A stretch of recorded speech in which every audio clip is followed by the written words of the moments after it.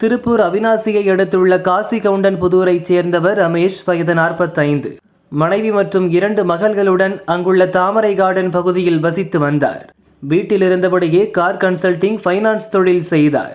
இந்த நிலையில் கடந்த டிசம்பர் 1ஆம் தேதி காலை அவிநாசி பைபாஸ் அருகே வாக்கிங் சென்ற ரமேஷ் மர்ம நபர்களால் வெட்டி கொல்லப்பட்டார்.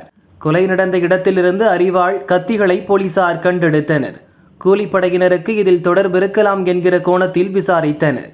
திருவாரூர், மன்னார்குடி, தேனியைச் சேர்ந்த கிருஷ்ணன், அஜித், சிம்போஸ், சரண், ஜெயபிரகாஷ் ஆகிய 5 பேரை அவிநாசி போலீசார் கைது செய்தனர்.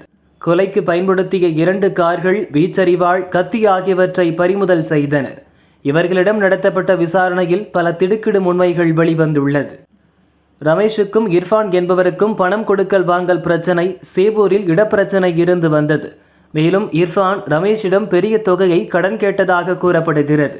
அடமானத்துக்கு பத்திரமோ பொருளோ இல்லாமல் பெரிய தொகை தர முடியாது என ரமேஷ் மறுத்துள்ளார். அப்போது நடந்த தகராறில் இர்ஃபானை தகாத வார்த்தைகளில் பேசியுள்ளதாக கூறப்படுகிறது. இதனால் ஆத்திரமடைந்த ரமேஷ் தனது நண்பர் அரவிந்தன் என்பவரிடம் தெரிவித்தார்.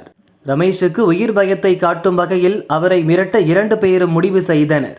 திருப்பூர் பாரில் வேலை பார்க்கும் கூலிப்படையைச் சேர்ந்த கோபாலகிருஷ்ணன், அஜித், சிம்போன்ஸ், சரண் மற்றும் ஜெயபிரகாஷ் ஆகியோரை அழைத்துள்ளனர். 4 லட்சம் ரூபாய் பணம் கொடுத்து ரமேஷின் கை கால்களில் மட்டும் வெட்டுமாறு கூறியுள்ளனர்.